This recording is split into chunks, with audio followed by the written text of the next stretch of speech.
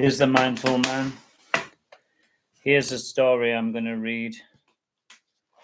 I'm reading Billy No Mates, which I've improved, which I'm going to try and write more. It's a bit like Alice in Wonderland, but I got stuck after a few chapters. Chapter 1. I'm going to try and read it all in one go. Billy was an ordinary boy with ordinary interests. He could be quiet or he could be loud. He was just like all of the other boys in his school, apart from one thing. He had no friends. Not one, not even a friend out of sympathy, a fair weather friend. And that is how he got his unfortunate nickname, Billy No Mates. Everywhere he went, the other boys and even the girls whispered it or said it out loud. They didn't seem to care that he heard them or if they hurt him. He was an object of fun and ridicule. He tried his best to fit in, but he just couldn't. Maybe it was his freckles or the fact that he was happy reading on his own, or didn't like football. He didn't know, but what he did know was that he'd had enough of it. All that he wanted to do was to get away from them all and just be on his own. Luckily, it was the last day at school before the long holidays, and he knew that his torment would soon be over. He decided to go for a walk in the large woods near his home. It was one of the few places where he knew he could get some peace and quiet. Chapter 2. Woods. As soon as he stepped into the woods, it was as if his worries had been lifted off him. The lovely smell of the ferns and the spices of nature filled his senses, but he still felt lonely, and he sat on a fallen tree and he began to cry.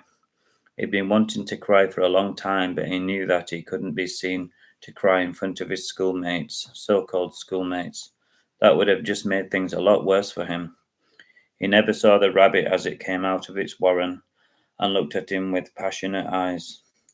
Rabbits hated seeing anyone upset. They knew how it felt to be hurt and hunted. "Why are you crying?" the rabbit asked. Billy looked up and he saw the rabbit before him, yearning for an answer. "I must have banged my head," he thought. He kept looking at the rabbit, hoping for it to disappear in a puff of smoke, but it didn't. It just stayed there, staring at him and waiting for an answer.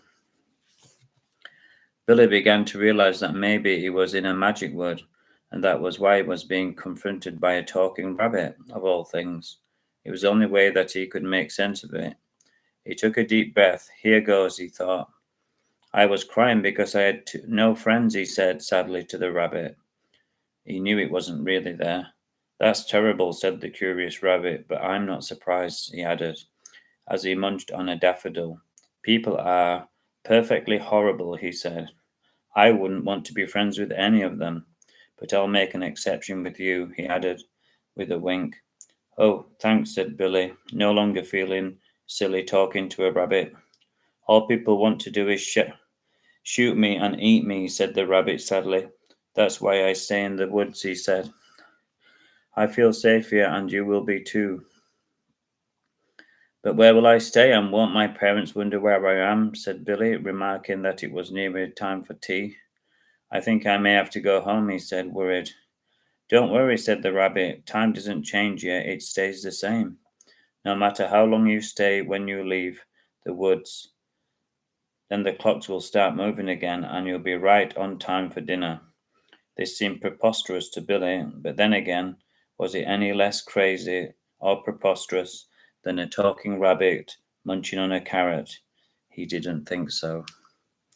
Chapter 3 later, because I'm out of breath. Hope you enjoyed it.